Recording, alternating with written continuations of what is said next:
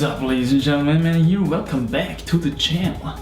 I'm hella short in that frame, doesn't matter. I'm in a DIY mood lately, I'm telling you. I built a bookshelf, built a bed, renovated the caddy bro, put some new boards in there and stuff. So I thought I might finish one of my projects that I have on the list for a long time already, and that is pimping the old boy. Good times, man. Do you remember this hangboard actually? I think I built the first construction, this thing that you can see up here, roughly 8 years ago. Back then it was still hanging above a door frame, and the initial motivation to build something like this was to have something to mount my pull-up bar on, actually, to be able to finally train for the one armor properly, so that I could finally get it done. And actually, lo and behold, 3 months later I was able to do the first one armor with my left arm, so that was great. I was training with this thing here, this geniusly constructed pulley system, so you can actually measure progress and stuff like that, which is extremely crucial when it comes to things like one armor training and all the like, as I've said before. But you know what? Let me just show you its features, and then we're gonna see how I actually plan to improve this thing even more. Let's see. I hope you don't mind. Adjusting the focus a bit here. Okay, so let's go. This is the old edges that we have on here. As you can see, we've got some really tiny ones. I think these are this is something along the lines of 13 millimeters, and this is 8.5 millimeters actually. So these lower ones, they are actually quite small. The thing is though, they are also quite sharp, you know. The edge in front here it was not designed perfectly back then. I didn't really know anything about skin preservation and how to do that properly, so that you can actually hangboard without losing too much skin. Here again we've got the 13 mil, and up there 15 or 16 or something.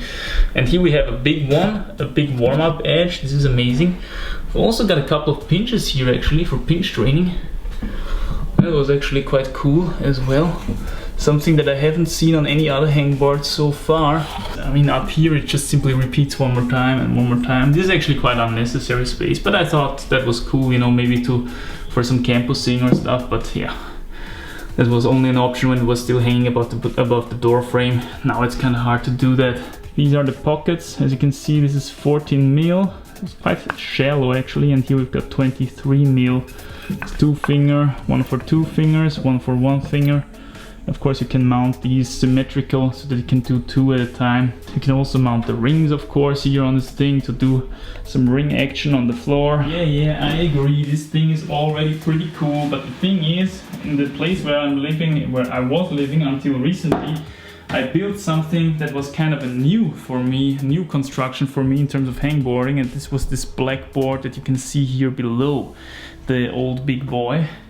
And what we have here is a couple of really small, you know, crimps and slopier holes. Just amazing for open-handed training, by the way. And also loosely dangling around there a beast maker. I found training on these really effective. It's this kind of video that I termed micro hangboarding. Is it a strength hack or is it really just insanity? So I thought, how can I actually incorporate these crimps into the old boy, including the beast maker, and that's gonna be really epic times. So I think let's get some measurements done, and we're gonna go down to the workshop and put some holes in this thing and saw a bit of stuff off. Oh man, I can see your psych, I can smell it until here actually. I'm pretty psyched too as well for this project, so let's get it done, man.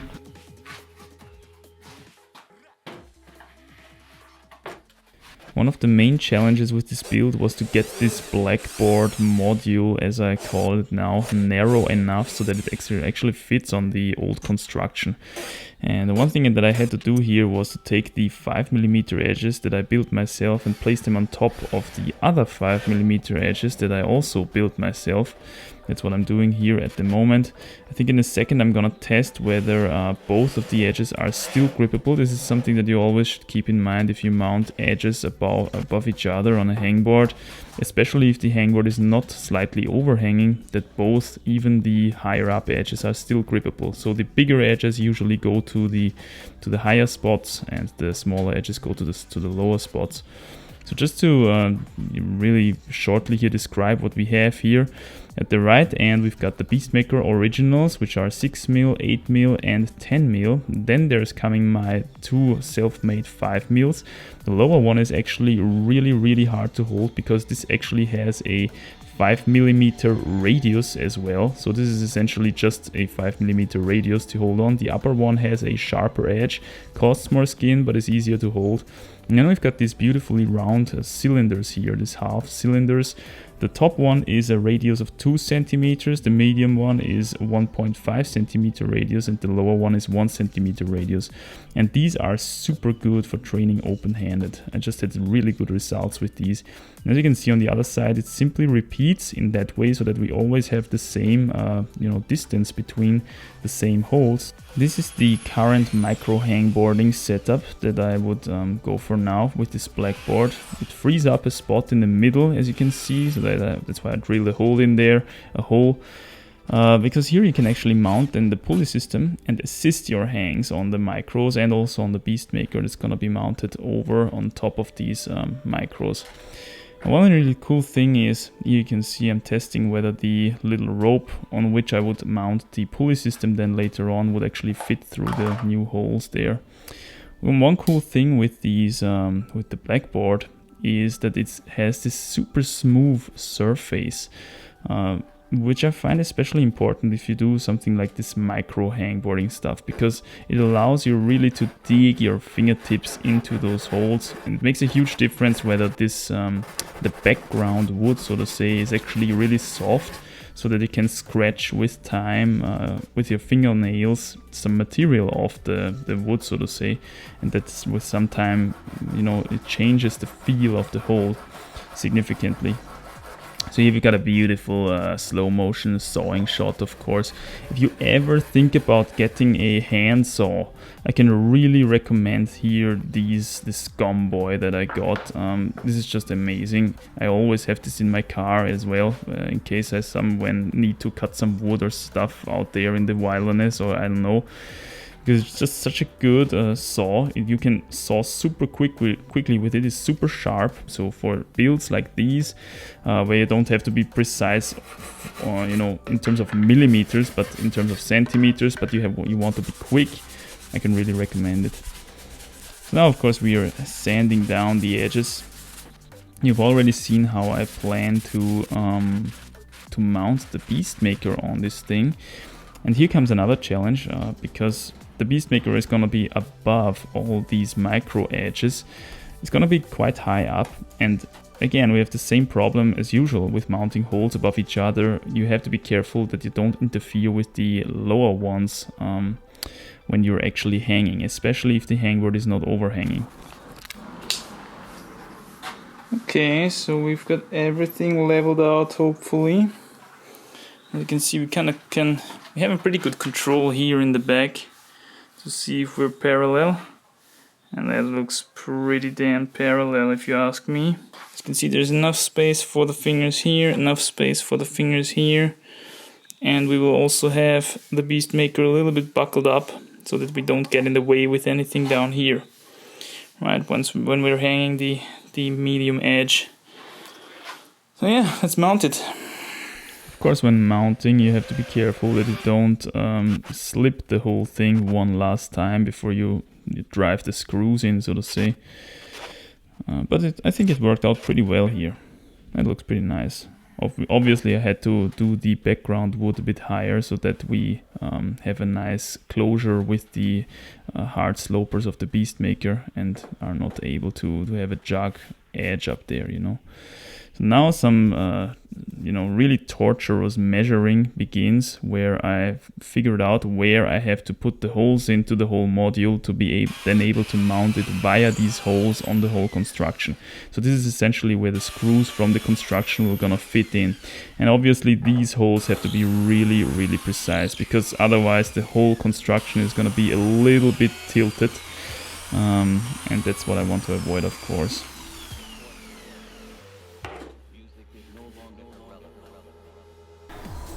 Let's see if we did a good job, and let's try to mount this thing. Dear cameraman, please come a little closer. So now is the moment of truth. Are we fitting onto our screws here? Yeah, the right one goes in and the left one goes in as well. Beautifully. So that was in terms of fitting and everything, that was actually the hardest part. Now we take these guys here and spin to win.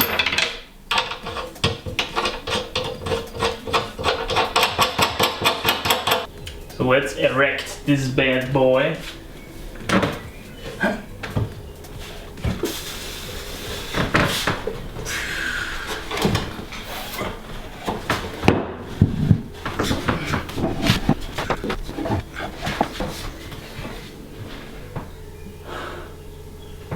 I don't know how about you, but this is a pretty cool hangboard, I would say.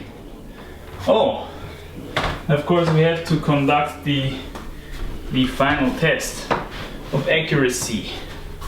Let's see if we've been actually horizontal up here on the Beastmaker.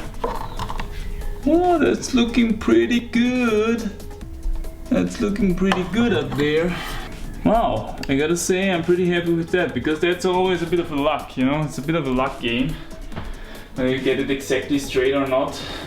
I gotta say I'm pretty happy with the result, and the cool thing is on the back we still have the old boy. Cameraman, please come to the back to see the old boy. Look at that, beautiful, with the pinches, with all the small little edges. So if you want to have comparative comparative values in terms of how much kilogram we can pull, like let's say comparing it to what I was able to pull 5 years ago, then we would have to pull on the old boy, because 5 years ago I didn't have any Beastmaker 2000 or anything they like, you know, so that's why it's cool to have the old boy still. I almost forgot to do some test hangs, so that's what we're gonna do now, of course, to demonstrate some of the thoughts that went into this thing. First of all, as you can see, we're just simply hanging on the Beastmaker. The cool thing is that although the Beastmaker is so high, because it is actually offset a little bit from the main board by, let's say, 2 centimeters or something, because of this wooden board here, we don't come into close contact with any of the micros that are below, right? That are mounted below the Beastmaker, and that's amazing, especially for the the one-armed middle hangs. We have a nice distance here from the board to be able to move around a bit and everything, so we don't interfere here with the stuff that is below. Also, another cool thing is with the holes that I made, 2 in the corners and 1 in the middle. I still need to get a little rope here for the middle one, but these are actually for mounting the pulley system, as you can see. And it's pretty cool, because now you can mount the pulley system to the left actually and to the right of whatever you're hanging, right? So then you just simply take it, you make 1 rep with left, you move it over, okay, you gotta hit in there of course, and you do it with the right. So that's pretty practical, I would say. The thing is also, you can even use, although they are slightly asymmetrical here, these holes, right? You can still use them and have free legs for moving around. So we're not bumping into the supports here.